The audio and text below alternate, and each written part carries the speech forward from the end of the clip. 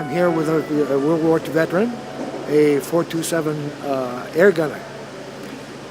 Stu served with the 427, as I mentioned, and flew 33 missions. Shot down on this 33rd over Reims in southern France, I believe, and spent 4 months in a POW camp. I think to him, meeting some of the people that he fought with, even though he didn't know them, was terribly important. It made him relive some of the action that he'd seen over there, and the comradeship he developed with some of the people he met was outstanding.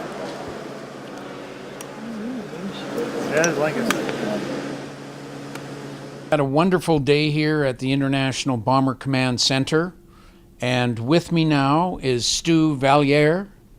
And Stu, you were air gunner 427, and you had the great responsibility of representing a lot of wartime guys here today.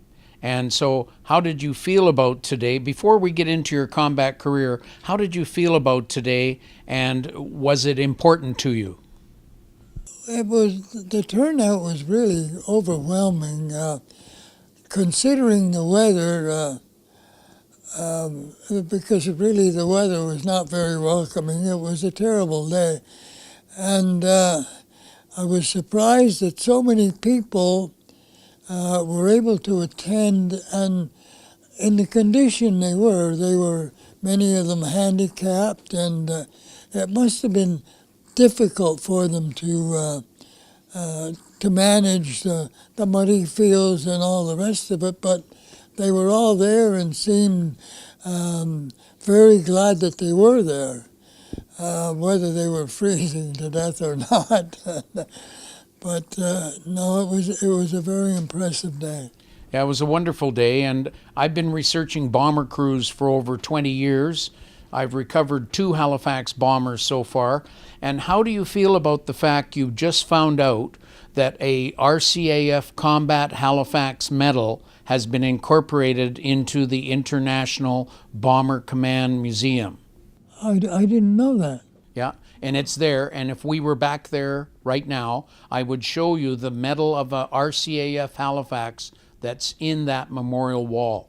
Well, I have to congratulate you on the job you're doing of keeping Halifax, the knowledge of Halifax bomber alive. It seems to me that many people have forgotten that the Halifax completed about 75% of the bombing missions, and we hear a lot about other aircraft, Lancasters in particular, and well, it was disappointing today that more wasn't said of the Halifax bomber, but that being said, it was a very memorable day. But you know what, Stu?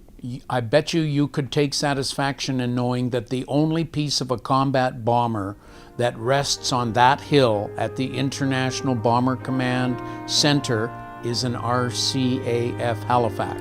Oh, well, let's keep it that way if we can.